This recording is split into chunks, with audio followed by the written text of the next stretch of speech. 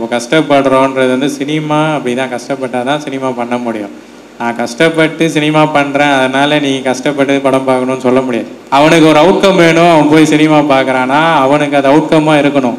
சினிமாவும் போட்டு அவனை கொடுமைப்படுத்துதுன்னா அவன் வந்து அதை இவங்க ரொம்ப கஷ்டப்பட்டுருக்காங்க அதனால் நான் வந்து அதை அப்ரிஷியேட் பண்ணணும்லாம் சொல்ல முடியாது. அதெல்லாம் ரொம்ப அபத்தமான ஒரு விஷயம். சமுதாயத்துக்கு, அவங்களோட தனிப்பட்ட சமுதாயத்துக்கு மட்டுமே படம் எடுக்கிற டைரக்டரை பற்றி உங்களோட கருத்து என்ன? வேண்டாதது வந்து கடந்து போயிடலாம், அதுதான் சரின்னு நினைக்கிறேன். நம்ம கமெண்ட் பண்ண முடியாது, நம்ம கடந்து தான் போகணும். ஈஸியாக ரிவ்யூவர் வந்து படம் நல்லா இல்லை சொல்கிறாங்க, இதுக்கு நீங்கள் என்ன சொல்கிறீங்க? ஹாரர் மூவி இப்போ எதுவுமே நல்லா இல்லையே சார். சந்திரமுகி அதெல்லாம் நல்லா இருந்துச்சு பார்க்க, அதுக்கப்புறம் சந்திரமுகி 2 பார்க்கவே முடியல. பொன்னியின் செல்வனோட ட்ரிபிள் மடங்கு உங்கள் படம் வந்து ஹிட் ஆகிருக்கும்னு எனக்காக நினச்சிருக்கீங்களா? சில உண்மை என்னென்னா பொன்னியின் செல்வனோட எங்கள் படம் இட்டு தாங்க. என்னோடய பட்ஜெட் வந்து 3 கோடி. பொன்னியின் செல்வனோட ஒரு பட்ஜெட் வச்சுக்கோங்க, ஒரு 200 கோடின்னு வச்சுக்கோங்க, 250 கோடின்னு வச்சுக்கோங்க. அதோட கலெக்ஷன் என்னன்னு பாருங்கள். இப்போ என்னோடய கலெக்ஷன் வந்து 4 டைம்ஸ், பொன்னியின் செல்வன் வந்து 4 டைம்ஸ் கலெக்ட் பண்ணிச்சானா தெரியல. அப்போ ப்ரொபோஷ்னலாக யாத்திசை தான் பெருசு.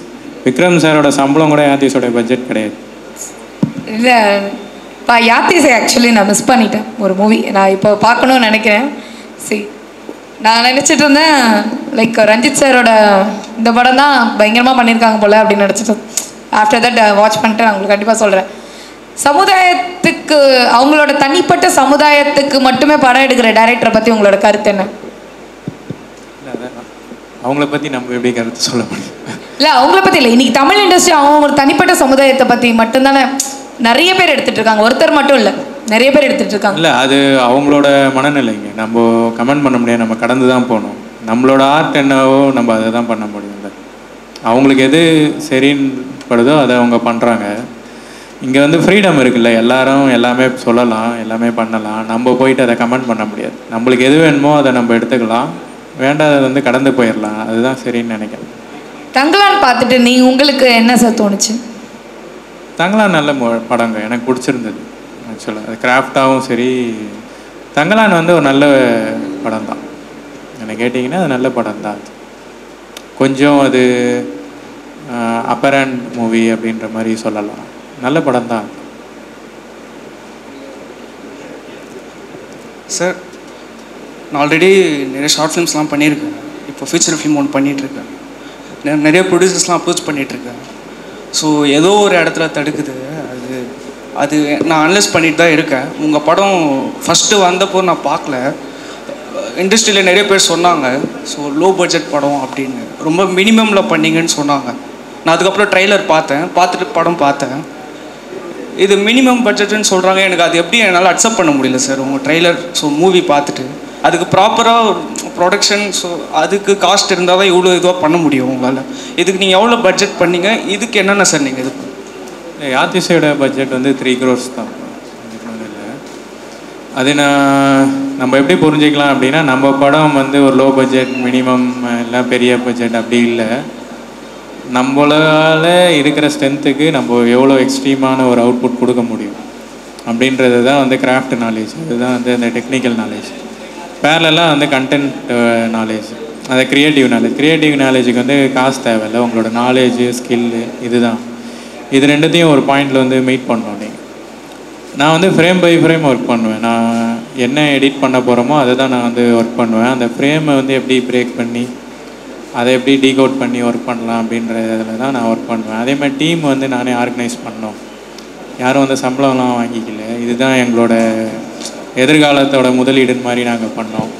அது மாதிரி அது ஒரு டீமாக நாங்கள் ஒர்க் பண்ணி அதுக்கப்புறமா வந்து படத்தை வந்து டீகோட் பண்ணி ஃப்ரேமாக ஃபஸ்ட்டு ஃப்ரேமில் லாஸ்ட் ஃப்ரேமில் ஸ்டோரி போர்ட் பண்ணோம். அந்த ஸ்டோரி போர்டில் என்ன இருக்கலாம். சினிமா வந்து சீட்டிங் தானே, ஏமாத்துறது தானே. நீ எவ்வளோ திறமையாக ஏமாத்துறன்றது தான் உன்னோட கிராஃப்ட்டு, அதுதான் வந்து உன்னோட நாலேஜ். அது வந்து ஒரு டைரக்டருக்கும் அது வந்து வித்தியாசப்படும். அது வந்து உன்னோட அனுபவம் சார்ந்த அறிவு. அதே மாதிரி உன்னோட எப்படி சொல்கிறது, எப்படி அதை சீட் பண்ணலாம் அப்படின்றது தான் அதோட நாலேஜ். இப்போ யாத்திசையை நீங்கள் எடுத்துக்கிட்டிங்கன்னா, யாரும் இங்கே வந்த கமெண்ட் வந்து அதுதான், இது வந்து மினிமம் பட்ஜெட் நீங்கள் சொன்னாலும் இது பெரிய பட்ஜெட் படம் தான். ஓகேங்களா, இதில் இருக்கிற கேஸ்டிங்கை தூக்கிட்டு பெரிய கேஸ்டிங் போட்டால் இது வந்து ஒரு 100 கோடி ரூபாய் படம் தான். அப்போது எனக்கு என்னென்னா கேஸ்ட்டு தான் இல்லையே தவிர்த்து இது பெரிய படமாக சொல்லணுன்றது தான் நான் வேலை பார்க்குறேன். நான் வந்து சின்ன படம் ஏதோ 10ஓட 11 படம் அப்படின்ற மாதிரி கடந்துடக்கூடாது அப்படின்றது தான் என்னோடய தாட்டாக இருக்குது. அதில் என்னெல்லாம் புதுமையாக என்னென்னலாம் பேசப்பட வைக்க முடியுன்றதை பார்க்காம தான் திருப்பி லாங்குவேஜ்லாம் ஆட் பண்ணுறாங்க. திருப்பி அது புரியலன்னா கூட அது பேசு பொருளாக மாறிடும். இல்லை திருப்பி அதை நோக்கி வேலை பார்க்குறவன் வந்து திருப்பி அதை வந்து பேசுவான். அப்போது இந்த மாதிரியான புது முயற்சிக்கு வந்து இன்னும் புதுசான வேலைகள் வந்து அதை இன்னும் பேசு பொருளாக மாற்றிடும். கிரிட்டிக்கலாக சொல்கிறேன். அந்த கிரிட்டிக்கலாக வரும்போது கமர்ஷியலாக அது வந்து மாறிடும். இப்போ அப்படி தான் அது வேலை பார்த்தது. இதோட ஸ்க்ரீன் பிளே நீங்கள் பிரேக் பண்ணிங்கன்னா காடு சார்ந்த பகுதி தான் அதிகமாக இருக்கும். அப்போது 1000 வருஷமாக காடு தானே, இன்னும் ஒரு 1000 வருஷம் போனாலும் காடு தானே, அந்த மாதிரியான புரிதல் தான் அது.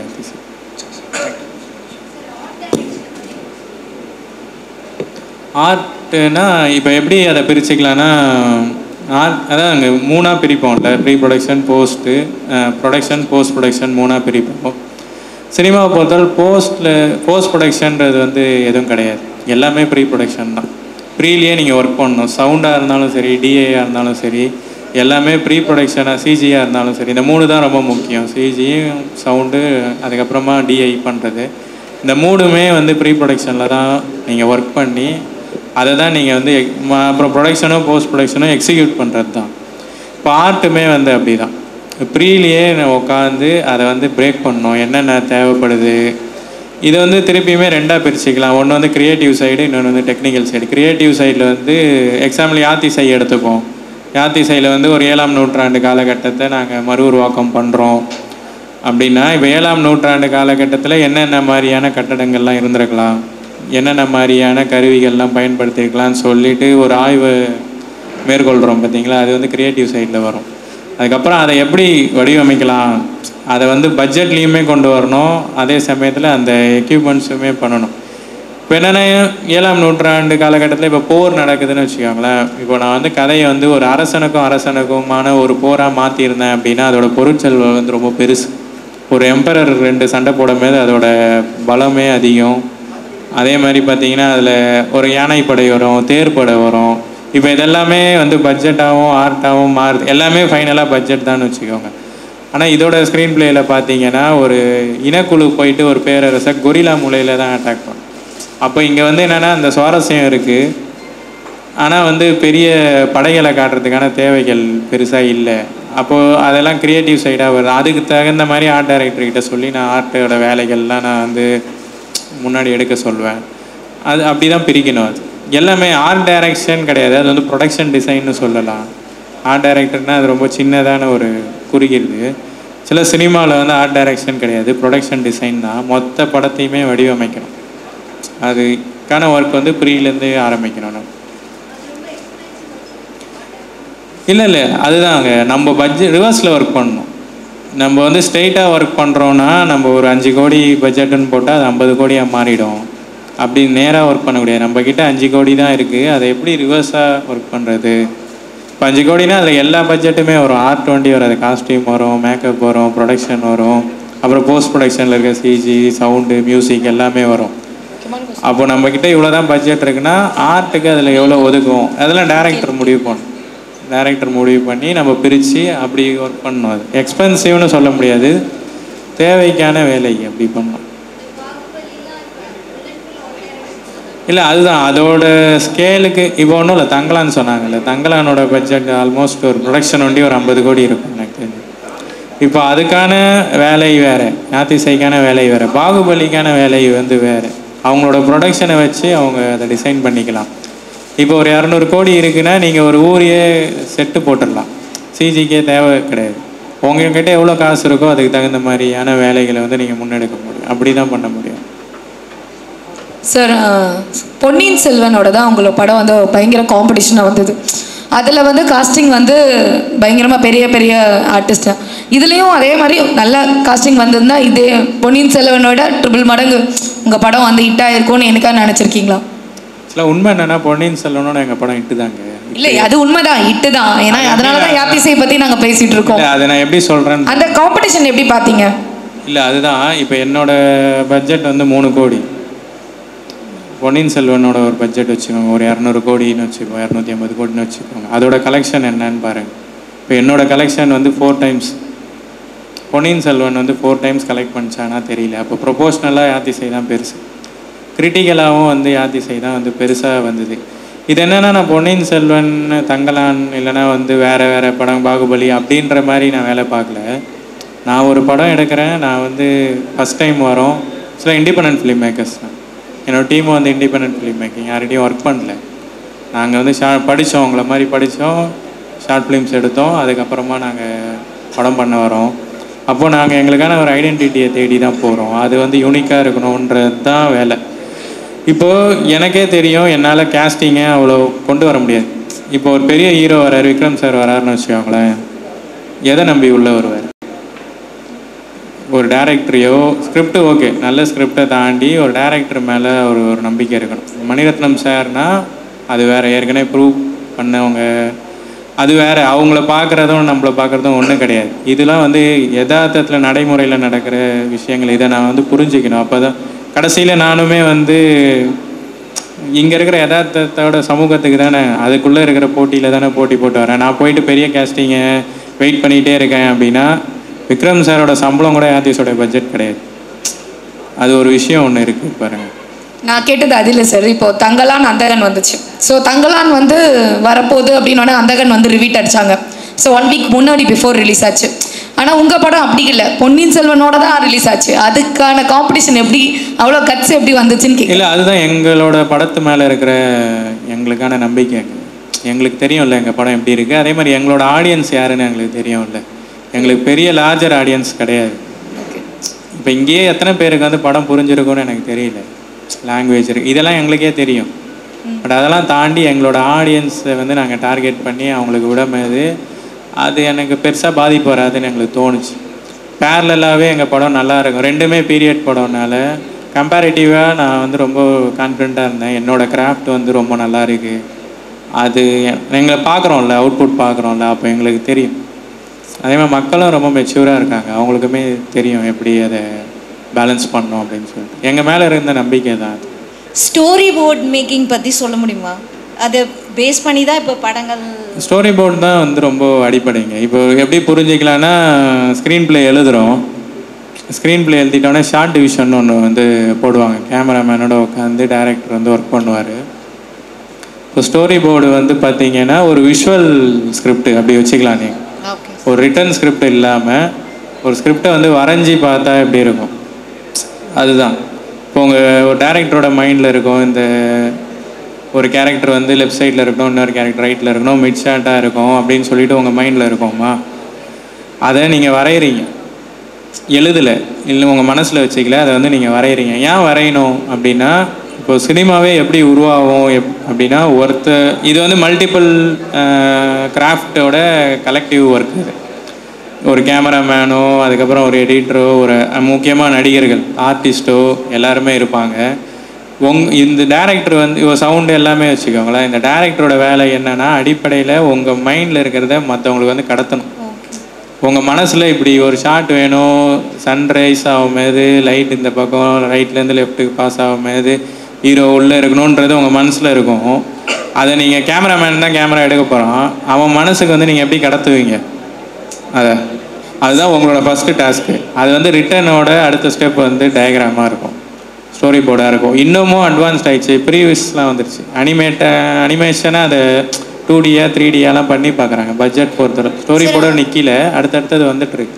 சார், ஃப்ரம் பிகினிங்லேருந்து எண்டு கன்க்ளூஷன் வரையும் ஸ்டோரி போர்ட் மேக்கிங் இல்லை, அது ஒருத்தரோட என்ன சொல்கிறது, எனக்கு நான் அது மாதிரி பண்ணுவேன், எனக்கு அது வேணும். யாத்திசைக்கெலாம் ஆமாம், ஃபுல்லாக பண்ணோம். நிறைய பேர் என்ன பண்ணுவாங்கன்னா, ஃபைட் சீக்வன்ஸு, அதுக்கப்புறம் ரொம்ப காம்ப்ளெக்ஸான சீக்வன்ஸோட ஸ்டோரி போர்ட் பண்ணுவாங்க. நான் வந்து ஃபஸ்ட் ஃப்ரேமில் லாஸ்ட் ஃப்ரேம் உட்காந்து வரைய வைப்பேன். இல்லைன்னா ஏன்னா நான் அது பார்க்கும் போதே நான் ஒரு வாட்டி படம் பார்த்த மாதிரி இருக்கும். என்னால் வந்து அங்கேயே எடிட் பண்ணிட முடியும், தேவையில்லாத ஷார்ட்டெல்லாம் எடுத்துருவேன், இன்னும் வேறு என்ன ஷார்ட் போடலாம் அப்படின்றத வந்து இன்னமும் வந்து பர்ஃபெக்ஷன் டுவர்ட்ஸ் அந்த கூர்மைத்தன்மையை நோக்கி அது நகரும், அது அப்படி சொல்லலாம். அதை வச்சு தான் இப்போ எல்லா ஃபிலிம் மேக்கிங்கும் ஃபாலோ பண்ணுறாங்களா சார்? இல்லை, எல்லாரும் அப்படி பண்ண மாட்டாங்க. ஒருத்தருக்கு ஒரு நாலேஜ், ஒருத்தருக்கு ஒரு ஐடியா, ஒருத்தருக்கு ஒரு வே ஆஃப் ஃபிலிம் மேக்கிங். என்னோட வே ஆஃப் ஃபிலிம் மேக்கிங்க்கு நான் இப்படி பண்ணுவேன். ஸ்டோரி சில பேர் கதையே எழுதாமல் வந்து படம் எடுப்பாங்க. அது மாதிரி நிறையா இருக்குது. அது நம்ம என்ன பண்ணுறோன்றது தான். எனக்கு நான் ஸ்டோரி போர்ட் பண்ணி எல்லாமே ஒர்க் பண்ணிவிட்டு ப்ரீ ப்ரொடக்ஷன் நான் அதிக செலவு பண்ணுவேன். 1 வருஷம் கூட எடுத்துப்பேன். அதுக்கப்புறம் தான் ப்ரொடக்ஷன் போவோம். எல்லாமே இங்கே காஸ்ட்டு கட்டவுன் ஆகும். இங்கேயே வந்து ஒரு கிளாரிட்டி கிடச்சிரும், ரூம்லேயே எல்லாமே தெரிஞ்சிடும். அதுக்கப்புறமா நான் ப்ராசஸ் பண்ணுவேன். நான் அப்படி பண்ணுவேன். உங்கள் படத்தில் விஎஃப்எக்ஸ் யூஸ் பண்ணியிருக்கீங்க? படம் விஎஃப்எக்ஸ் இல்லாமல் இனிமேல் படமே பண்ண முடியாதுமா. எல்லாமே வந்து தொழில்நுட்பம் சார்ந்து வந்துடுது. அதனால் கிராஃபிக்ஸு விஷுவல் எஃபெக்ட்ஸ் இல்லாமல் இனிமேல் படம் பண்ண முடியாது. யாத்திசையிலே 70% விஎஃப்எக்ஸ் இருக்குது. 70%. Check sir. R&D டைம் அப்படின்றது ஒன்று இருக்கும்ல, எவ்வளோ மந்த்ஸ் ஆச்சு இல்லை எவ்வளோ இயர்ஸ் ஆச்சு இந்த R&D டைம் அப்படின்றது? இல்லை, அதுதான் இது ஒரு கதைக்குமே ஏற்ற மாதிரி மாறும். ஒரு கதையும் ஒரு டிமாண்ட் பண்ணும்.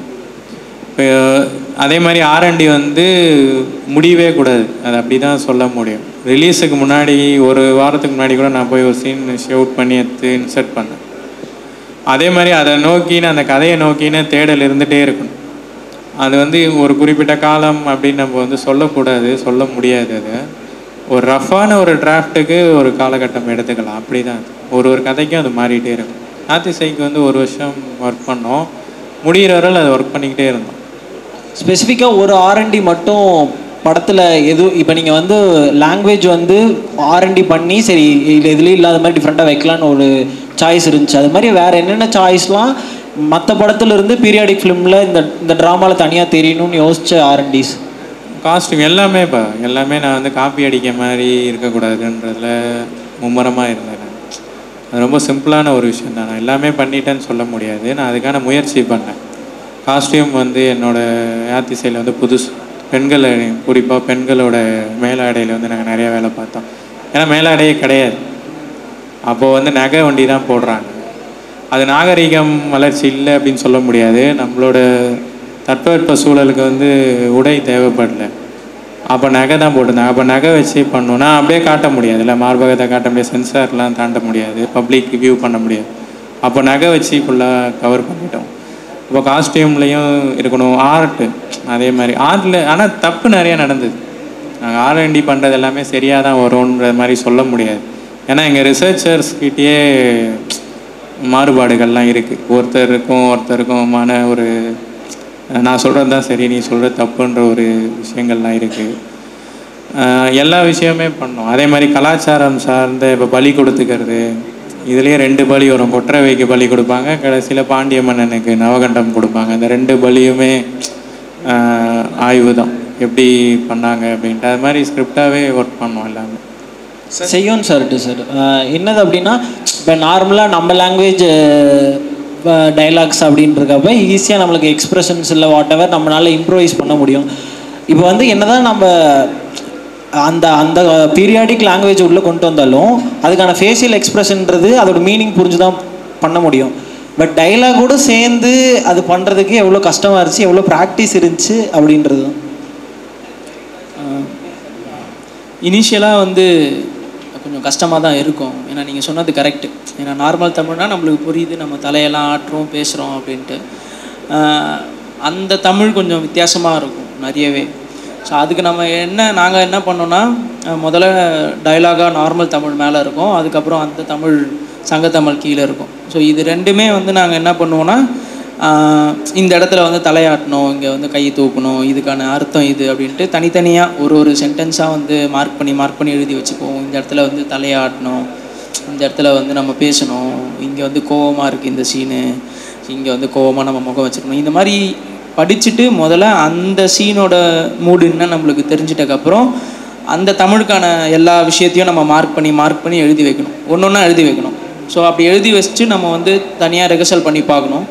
அப்படி பார்த்து முடிக்கும் போது யாருன்னா ஒருத்தரை கூப்பிட்டு நம்ம எக்ஸ்பிளைன் பண்ணி நான் இப்படி ஒன்று நடிப்பேன், நீ அதை வந்து கரெக்டாக சொல்லு, என்ன கன்வே ஆகுதுன்னா அவங்களுக்கு கன்வே ஆகாது. நம்ம 1 வாரம் அதை பண்ணியிருப்போம், இதெல்லாம் பண்ணியிருப்போம், அவங்க கன்வே ஆகாது. திருப்பி நம்ம என்ன ஒர்க் பண்ணோன்னா அப்போ அவங்களுக்கு புரியலன்னா அது தப்பு நம்ம மேலே. ஸோ ஏன்னா அந்த ஒருத்தர் தான் நம்மளுக்கு நாளைக்கு படம் ரிலீஸ் ஆகும்போது ஒரு 1000 பேர் பார்க்க போகிறாங்க. அப்போ இவங்களுக்கு முதல்ல நம்ம புரிய வைக்கணும் அப்படின்றது. அடுத்த எக்ஸ்ப்ரெஷன்ஸை நம்ம அப்போ பண்ணணும். நம்ம நிறைய படம் பார்ப்போம்ல, நம்ம கொரியன் ஃபிலிம்ஸ் பார்ப்போம், இங்கிலீஷ் படம்லாம் பார்ப்போம். நம்மளுக்கு சம்டைம்ஸ் வந்து புரியாது, சப்டைட்டில்ஸ் ஒரு பக்கம் ஓடும், அது ஒரு பாயிண்ட்டுக்கு மேலே நம்மளால் ஃபாலோ பண்ண முடியாது. ஆனால் அவங்கள ஆக்டிங் தான் நம்மளுக்கு புரிய வரும், ஓகே இதுதான் இந்த சீனோட மூடுன்ட்டு. ஸோ அந்த மாதிரி நம்ம பாடி லாங்குவேஜில் நம்ம பண்ணுறது தான். தனித்தனியாக எல்லாத்தையும் நம்ம செப்பரேட்டாக எழுதி வைக்கணும், அதுக்கப்புறம் அதை நம்ம பண்ணி பார்க்கணும். ஸோ இந்த மாதிரி ஒன்றுத்துக்கும் நம்ம வந்து எழுதி வச்சு வேலை பார்க்குறது தான். ஸோ இனிஷியலாக கஷ்டமாக இருக்கும், அப்புறம் ப்ராக்டிஸ் ரிஹர்சல் நிறைய போகும், 2 மாதம். Sir and one more thing என்னென்னா, ஒரு ஸ்க்ரீன் பிளேயில் ஒரு சீன் எடுக்கிறோம், இல்லை அந்த சீனுக்குள்ளார இத்தனை ஷாட் வருது அப்படின்னா நார்மலாக இருக்க ஒரு டைலாகுக்கு வந்து ஈஸியாக நம்மளால் பண்ணிட முடியும். இப்போ அவங்க வந்து ஒரு ஆர்டிஸ்ட்டுக்கு வந்து கண்டிப்பாக ஒரு டிஃபிகல்ட் இருக்கும்ல, வேறு லாங்குவேஜ் யூஸ் பண்ணி அதை எக்ஸ்ப்ரெஷனாக கன்வே பண்ணும்போது. அப்படி இருக்கப்போ வெல் ப்ரிப்பேர்டு ஆனால் மட்டும்தான் போவீங்களா, இல்லை இன்கேஸ் நம்ம டேக் போகும்போது நம்மளுக்கு ஷூட்டோட ப்ராசஸும் தள்ளி போகும்ல? இல்லை அப்படி நான் போகல. மேடை நாடகம் மாதிரி வச்சு எல்லாத்தையும் ரிஹர்சல் பார்த்தோம். ஏன்னா திருப்பி பட்ஜெட் ப்ராப்ளம் தான், என்னால் வந்து 2-3 டேக்லாம் போக முடியாது. நான் அந்த மொத்தமாக இதோட ஷூட் டைமே பார்த்தீங்கன்னா 42 days தான் பண்ணேன் மொத்த படமே. இதில் வந்து 1 மணி நேரம் வந்து ஆக்ஷன் சீக்வன்ஸே இருக்குது. ஃபஸ்ட்டு ஓப்பனிங்கில் ஒரு ஃபைட் சீக்வன்ஸ் வரும், அதெல்லாம் வந்து ஆஃப் டேயில் பண்ணாங்க. கம்ப்ளீட்டாக ரிஹர்சல் பார்த்துட்டு எல்லாமே ப்ரிப்பேர் பண்ணிவிட்டு அப்புறம் தான் போனோம். ரிஹர்சலும் வந்து நார்மலாக ரிஹர்சல் பார்த்துட்டு அப்புறம் காஸ்டியூம் போட்டு மேக்கப் போட்டு ஒரு மேடை நாடகத்துக்கு எப்படி ரெடி ஆவாங்களோ அந்த மாதிரி ஆக்கி தான் போனோம். அந்த மாதிரி தான் பண்ணோம். சார் ஒன் மோர் திங் என்னன்னா, பீரியாடிக் ட்ராமா அப்படின்னு இருக்கப்ப ஒரு கிரேஸ் இருக்கும், ஒரு பிரம்மாண்டம் ஒன்று இருக்கும், ரைட்? ஆனால் நீங்கள் காட்டினது எல்லாமே ரியலிஸ்டிக்காக ஒரு ஃபாரஸ்ட்டுக்குள்ளார ஒரு கிங்டம் இருந்துச்சுன்னா எப்படி இருக்கும் அப்படின்ற. ஸோ நீங்கள் சின்ன வயசுலேருந்தே பார்க்குற விஷயம் ஒன்று, அரண்மனை இருக்கும், அதில் இப்படி இருக்கும் அப்படி இருக்கும்னு. பட் நீங்கள் காட்டினது வேறு மாதிரி இருக்குது அப்படின்றக்கப்ப தாட் ப்ராசஸாக யோசிக்கும் போது இது கிளிக் ஆகும்னு நினச்சி தான் இது பண்ணிங்களா, இல்லை R&D பண்ணதுக்கப்புறம்? இல்லை டாக்குமெண்ட்ரி பண்ணக்கூடாது, மூவி தான் பண்ணணும். 2த்துக்குமே வித்தியாசம் இருக்குது. பட் மூவி வந்து என்ன பண்ணுறோம், இது வந்து என்னென்னா விஷுவலை தாண்டி நிறையா இருக்குதுப்பா. ஸ்க்ரீன் பிளேயோட டெம்போ, அதுக்கான மியூசிக், அதுக்கான சவுண்ட்ஸு, அதில் ஆர்டிஸ்டோட பர்ஃபார்மன்ஸ். ஒரு படம் வந்து சுவாரஸ்யமாக இருக்கிறதுக்கு வந்து நிறைய நிலைகள் இருக்குது. அதெல்லாமே ஒர்க் அவுட் பண்ண மாதிரி தான் அது படம் வந்து சுவாரஸ்யமாக இருக்கும். சில படம் விஷுவலாக நல்லாயிருக்கும், ஆனால் உங்களுக்கு ஒட்டாது. அது நிறையா விஷயங்கள் இருக்குது, நிறையா கருதுகோள்கள் இருக்குது. எல்லாத்தையுமே பண்ண மாதிரி தான் அது ஒர்க் அவுட் ஆகும். சார் லாஸ்ட் கொஸ்டின் மாதே சார்கிட்ட. சார் போட் மூவி எடுத்துக்கிட்டால் ஒரு போட் இருக்குது, போட்குள்ளார டிஃப்ரெண்ட் கைண்ட் ஆஃப் பர்சனாலிட்டிஸ் இருக்காங்க. ஒரு ஃப்ரேமும் அந்த பர்சனாலிட்டியோட கேரக்டரை சொல்லும். அப்படி இருக்கப்ப ஒரு சின்ன ஸ்பேஸ்குள்ளார ஃப்ரேம் வைக்கிறதுன்றது அதுவும் தெரியும், அதோட சரௌண்டிங் வந்து வாட்டர்லாம் இருக்குது. அப்படி இருக்கப்ப உங்களுக்கு என்ன டிஃபிகல்ட் இருந்துச்சு? ஜென்ரல் கொஸ்டின் என்னென்னா என்ன டிஃபிகல்ட் இருந்துச்சு, ஆனால் நம்ம ஒரு ஃப்ரேமுக்கு அந்த கேரக்டரோட பர்சனாலிட்டியை கன்வே பண்ணோம் அப்படின்றக்கப்ப உங்களோட தாட் ப்ராசஸ் என்னவா இருந்துச்சு? அங்கே பிரச்சனைன்னு இருந்ததுன்னா நமக்கு வந்து அந்த கதை வந்து ரெண்டு நைட்டு ஒரு மூணு பகல் கூட இல்லை, 2 பகலில் நடக்கிற மாதிரி தான்.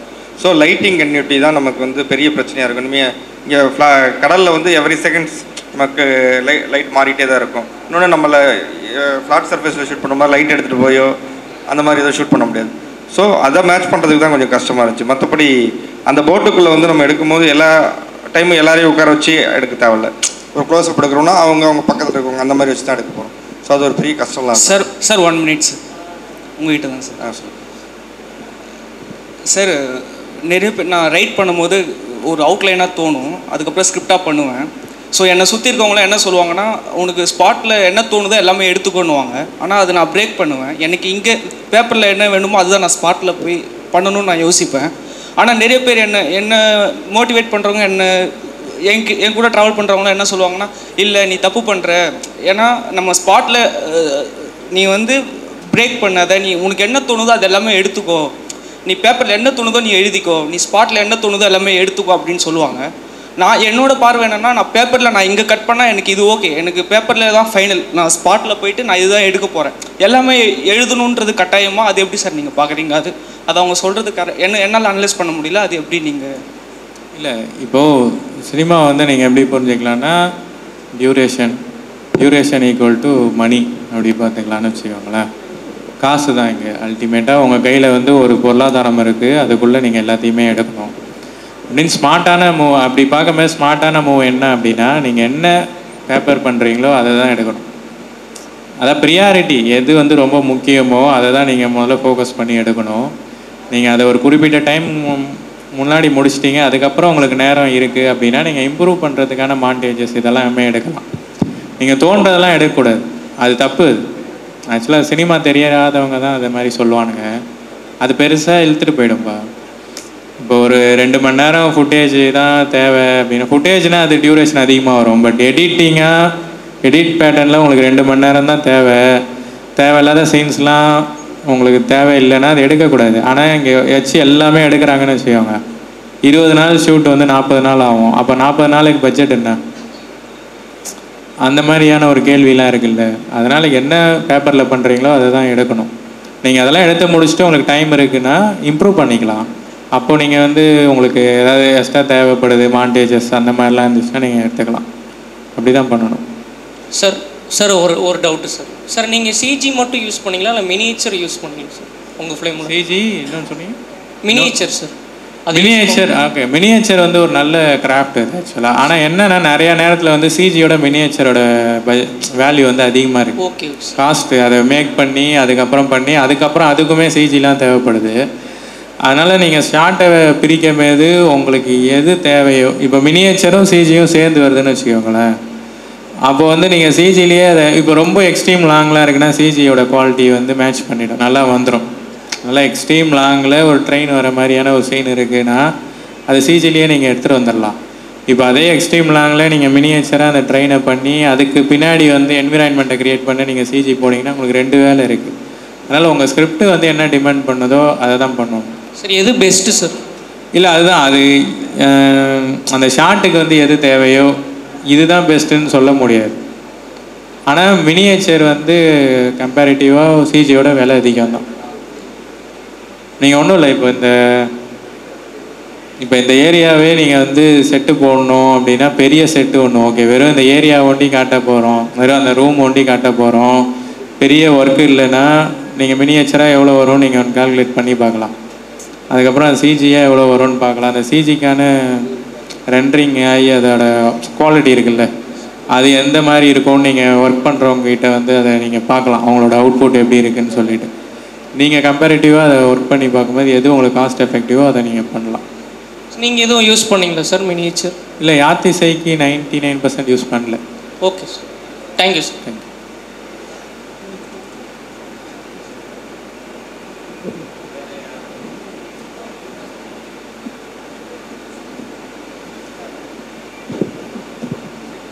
மதேஷ் சார், ஒரு ஒளிப்பதிவாளராக ஒரு படம் எப்படி சூஸ் பண்ணுங்க சார்? டைரக்டர் பேஸ் பண்ணியா இல்லை கதை பேஸ் பண்ணியா இல்லை சமீபத்தில் கடைசியாக பண்ண ஒரு 3 படங்கள் போட்டு உட்பட டானா காத்தாடி அதில் உள்ள அனுபவங்கள் பார்த்தீங்கன்னா சொல்லுங்கள் சார். நமக்கு சூஸ் பண்ணுற இடத்துக்கு இனிமேல் தான் போகணும். ஓகே, ஃபஸ்ட்டு ஒவ்வொரு படம் ஒவ்வொரு பேஸ்லாம் கிடைக்கும். இப்போ டானாக்காரன் வந்து ப்ரொடக்ஷனுக்கு நான் அதுக்கு முன்னாடி வெப் சீரிஸ் ஒன்று பண்ணியிருந்தேன், வெள்ளராஜான்னு சொல்லிட்டு. அது முடிக்கும் போது என்னோடய ஒர்க்கு அவங்களுக்கு பிடிச்சிருச்சு. ஸோ அப்போ அவங்க ப்ரொடக்ஷனில் அடுத்த ஒரு படம் ஸ்டார்ட் பண்ணும்போது போய் கதை கேளுங்கன்னு சொன்னாங்க டைரக்டர்கிட்ட. நான் போய் கேட்டேன், எனக்கு ரொம்ப பிடிச்சிருந்துச்சி. ஃபஸ்ட்டு படம் பிடிக்கலனாலும் யோசிச்சிருப்போம், பட் ஆனால் அந்த கதை ரொம்ப பிடிச்சிருந்துச்சி. அது அந்த மாதிரியும் கிடைக்கும். இப்போ வந்து அயோத்தி படம் வந்து என்னோடய ஃப்ரெண்டு டைரக்டர், அந்த கதையும் எனக்கு பிடிச்சிருந்துச்சி. பிடிக்காமல் பண்ண மாட்டோம். அந்த எப்படி கிடைக்குதுன்னு தானே கேட்டீங்க? இல்லை, எப்படி சூஸ் பண்ணுறீங்கன்னு கேட்டேன். இல்லை, ஃபஸ்ட்டு கதை பிடிச்சிருக்கணும், அது ரொம்ப முக்கியம். ரொம்ப பிடிக்காமல் இருந்துச்சுன்னா வேணான்னு சொல்லிடலாம், மற்றபடி கதை பிடிச்சிருந்தா ஓகே சார். அப்புறம் அந்த போட்டுக்கு வந்து கடல்லையே ஷூட் பண்ணிங்களா சார்? ஸோ அது எவ்வளோ டிஃபிகல்ட்டிஸ் எவ்வளோ இருந்துச்சு, எப்படி அது பண்ணீங்க சார்? இல்லை, கடலில் ஷூட் பண்ணுறது வந்து டிஃபிகல்ட் தான். நமக்கு தேவையான இடத்துல மட்டும் கொஞ்சம் உள்ளே போய்கிட்டால் போதும். மினிமம் ஒரு கரையிலேருந்து கொஞ்சம் தூரத்தில் ஒரு நமக்கு சேஃபான இடத்துல பிளாட்ஃபார்ம்ஸ் அடிச்சிட்டோம் நாங்கள். ஆக்சுவலி சேஃப்டியாக கேமரா வைக்கிறதுக்கு, ஜிப் மவுண்ட் பண்ணுறதுக்குலாம் நாங்கள் சேஃப்டியாக முன்னாடியே ஒரு ரெக்கி போகும்போதே ஒரு சின்ன சோனி கேமரா வச்சு எங்கெங்கே என்னென்ன பண்ணலாங்கிறது ஷூட் பண்ணி பார்த்துட்டோம். ஸோ அந்தந்த இடத்துல மட்டும்தான் ஷூட் பண்ண போகிறோங்கிறது முன்னாடியே பேப்பர்லேயே ப்ரீ பிளான் பண்ணியாச்சு. அதுக்கும் மேலே நமக்கு ஒயிட் ஷாட்ஸ் தேவைப்படும் போது மட்டும் கொஞ்சம் உள்ளே போகிறோம்னு வச்சுக்கலேன், அங்கே நமக்கு ஒரு பெட் ரேஞ்ச் தேவைன்னா இன்னொரு போட்டில் கேமரா வச்சு ஃபிக்ஸ் பண்ணிப்போம். அப்படி இல்லைன்னா ரொம்ப உள்ளே போகும்போது ஹெலிகாம் ஷாட்ஸ் யூஸ் பண்ண ஆரம்பிச்சிட்டோம். Okay okay. அது ஃபுல்லாக அந்த வேவ்ஸ் இருக்கும்போது ஆடிட்டே இருக்குமா? அது ஆமாம், கண்டிப்பாக ஆடிட்டு தான் இருக்கும். அந்த ஃபீல் வேணும்னு தான் நம்ம நெஜ கடல்லே போய் எடுக்கிறோம். நம்ம தொட்டியில் வச்சு கூட எடுத்துடலாம். அந்த வேவ்ஸ் வந்து கிரியேட் பண்ணுறதுக்கு ஒரு செலவாகும். அதை விட கடலில் ஷூட் பண்ணும்போது கம்மியாக தான் ஆச்சு. என்ன கொஞ்சம் ஆர்டிஸ்ட் சப்போர்ட்டு இதெல்லாம் கம்ஃபர்டபுளாக ஆர்டிஸ்ட்னால ஓரளவுக்கு பிரச்சனை இல்லை. ஓகே. ஸோ செட்டு எதுவும் போடல ரியலாக? செட்டில் என்ன செட்டுனா அந்த ஓப்பனிங்கில் வர அந்த மெடிக்கல் கேம்ப் அதுதான் செட்டு. மற்றபடி ரியல் போட்டு தான் கடலில் போய் தான் எடுத்துருக்கோம். கடலில் போய் தான் எடுத்தோம், தூத்துக்குடியில். ஒரு எக்ஸ்பெரிமெண்டல் ஃபில்மாக பண்ணுங்கிறது தான் போட் ஃபில்மோட நோக்கமா சார்?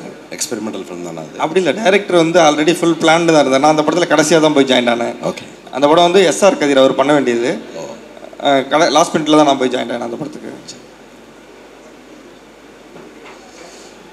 ப்ளீஸ் வேறு யாருக்காவது ஏதாவது கொஸ்டின்ஸ் இருக்கா? கரணி சார், அடுத்த ப்ராஜெக்ட் பற்றி ஏதாவது கொஞ்சம் எங்கள் ஆடியன்ஸ்க்காக.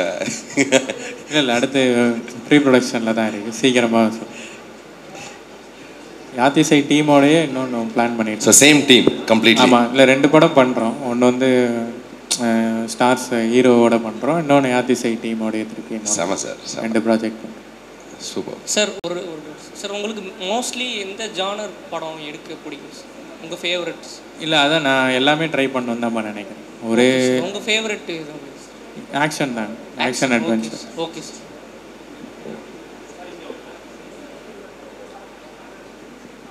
சார் நான் கோட் படம் பார்த்தேன். சிம்புதேவன் சாரோட மிகப்பெரிய ஃபேன் நான். அவரோட படங்கள் எல்லாமே பார்ப்பேன். இப்போது உங்களை பார்த்ததுனால கேட்குறேன், அவரோட ஒர்க் பண்ணும்போது அந்த ஒரு எக்ஸ்பீரியன்ஸ் சார். ஏன்னா நான் பெரிய டைரக்டரோட ஒர்க் பண்ணும்போது சில விஷயங்கள்லாம் இருக்கும்ல, அப்படி உங்களுக்கு அவரோட இப்போ அவர் தோன்றது தான் இதுதான், அவர் சொல்கிறதா ஷார்ட்டு, அவர் ஃபிக்ஸ் பண்ணுறதா ஃப்ரேம்ன்ற மாதிரி இருக்குமா, இல்லை உங்களுக்கும் ஸ்பேஸ் கொடுப்பாரா? உங்கள் 2 பேரோட ஒர்க் அந்த இல்லை அது கொலாபரேட் பண்ணி தான் ஒர்க் பண்ணோம். ஏன்னா எப்போவுமே டைரக்டரும் கேமராமேனும் சிங்க் இருந்தால் தான் அவுட்புட் நல்லா வரும். ஒருத்தர் சிங்க் இல்லைனாவே அந்த படம் ரிலீஸ் ஆகும்போது நீங்கள் பார்த்தீங்கன்னாவே அவுட்புட்லேயே அது தெரியும். இன்னொன்று வந்து அவர் பெரிய டைரக்டருங்கிறதெல்லாம் பிரச்சனை இல்லை. என்னென்னா நமக்கு தேவையான ஸ்பேஸ் இருக்கும். அவர்கிட்ட ஒரு பெரிய ப்ளஸ் என்னன்னா, அவர் வந்து ஒரு ஆர்டிஸ்ட்டு, ஸ்டோரி போர்டு அவரே வரைஞ்சிருவார். இப்போ நம்ம புதுசாக ஏதாவது ஒரு லொக்கேஷனில் இன்றைக்கி பர்மிஷன் ப்ராப்ளமோ அந்த மாதிரி ஏதாவது இருந்துச்சுன்னா கூட அடுத்த சாய்ஸ் பண்ணணும், உடனே டக்குன்னு வரைவார் உட்காந்து. இன்றைக்கி எடுக்க போகிறது என்னங்கிறது காலைல வரைஞ்சோன்னா ஒரு சீன் பேப்பர் கொடுக்குறதோட ஸ்டோரி போர்டு தான் கொடுப்பாரு. ஸோ அது ரொம்ப யூஸ்ஃபுல்லாக இருந்துச்சு. மற்றபடி அவர் கம்ஃபர்டபுள் தான், ஒன்றும் பிரச்சனை இல்லை. சார் ஹாரர் மூவி இப்போ எதுவுமே நல்லா இல்லையே சார், ஏதாச்சும் ஒரு த்ரில்லர் மூவி எடுக்கலாம்ல? எல்லாமே காமெடியாக இருக்குது சார், எதுவுமே பயமே ஒரு த்ரில்லிங்காக வருங்க. அது எப்படி என்ன சொல்கிறது, சந்திரமுகி அதெல்லாம் நல்லா இருந்துச்சு பார்க்க. அதுக்கப்புறம் சந்திரமுகி 2 பார்க்கவே முடியல. அது ஒரு சைக்கிள் தான், ரிப்பீட் ஆகி. அவங்களோட ஆதங்கத்தை வந்து அவங்ககிட்ட வெளிப்படுத்த. ஒரு 10 கோடி ரூபாய் கொடுங்க. 10 கோடி ரூபா கொடுங்க மேடம், உங்களுக்கு பிடிச்ச மாதிரி ஜானலில் ஃபில்ம் பண்ணிடுவார் சார். செக் கைஸ், எனக்கு தெரிஞ்சு டைம் முடிஞ்சிச்சு, அவங்களுக்கு லேட் ஆச்சு அப்படின்றதுனால last question. Okay, last question. இது உங்கள் 3 பேருக்கும் கேட்குறேன். ஒரு படம் அது வந்து இப்போ ஈஸியாக வந்து ரிவ்யூ பண்ணிகிட்டு இருக்காங்க, அதில் பின்னாடி எவ்வளோ டெக்னிக்கல் இருக்குதுன்னு இன்றைக்கி நீங்கள் சொல்லும் போது ஒவ்வொரு ஃபேமிலி, அதுக்கு பின்னாடி ஒரு ஃபேமிலி இருக்குது, அது டெக்னிக்கல் இருக்குது, இவ்வளோ கிரவுண்ட் ஒர்க் பண்ணி ஒரு படத்தை ரிசர்ச் பண்ணி எடுத்தால் ஈஸியாக ரிவ்யூவர் வந்து படம் நல்லா இல்லை சொல்கிறாங்க. இதுக்கு நீங்கள் என்ன சொல்கிறீங்க?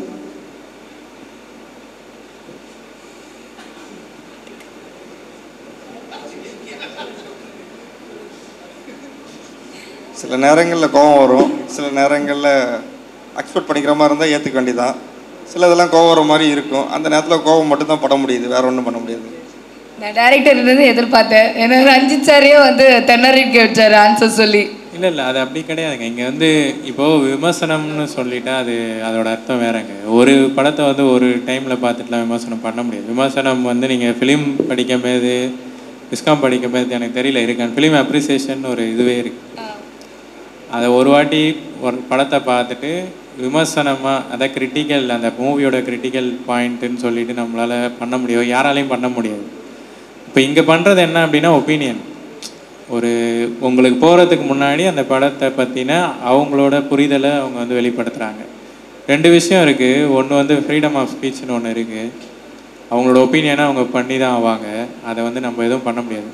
அதான் முன்னாடியே சொன்ன மாதிரி தான், தங்களானுங்க நீங்கள் கேட்ட மாதிரி தான். ஒன்று நம்ம அதை அக்செப்ட் பண்ணிக்கணும், இல்லைனா கடந்து போகணும். ஒன்று சில நேரத்தில் வந்து அவங்க ஒப்பீனியன் வந்து ஒத்துப்போகும், சில படங்கள் வந்து ரிவ்யூவர் சொல்கிறது மாதிரி நீங்கள் பார்க்கும்போது உங்களுக்கு ஃபீல் ஆகும். நல்லா இருக்குது அப்படின்னா நல்லா இருக்குது, நல்லா இல்லைன்னா நல்லா இல்லை. சில வாட்டி வந்து அது மாறுபடும். இப்போ என்னென்னா அது வந்து அவங்க மேலே கோவப்படுறதுனாலையோ இல்லைனா அவங்கள திட்டுறதுனாலையோ அதில் எந்த ஒரு என்ன சொல்கிறது எதுவுமே அது நிகழாது இல்லை. அது வந்து அர்த்தமில்லாத ஒரு விஷயம். அது அவங்களோட ஒப்பீனியனை அவங்க கொடுக்குறாங்க. அதை ஒரு வணிகம் ரீதியாகவும் அவங்களோட வேலையாகவுமே அதை பார்க்குறாங்க. அதிலெல்லாம் எதுவுமே தப்புன்ற அளவில் நம்ம சொல்கிறதுக்கு இல்லை. அவங்களோட ஒப்பீனியன் அது. ஒப்பீனியன் வந்து டிஃபர்ஸ். இப்போ எனக்கு ஒரு படம் பிடிக்கலாம், உங்களுக்கு ஒரு படம் பிடிக்கலாம். அந்த படம் எடுத்தவருக்கு வந்து அந்த படம் பிடிச்சி தான் எடுத்திருக்காரு.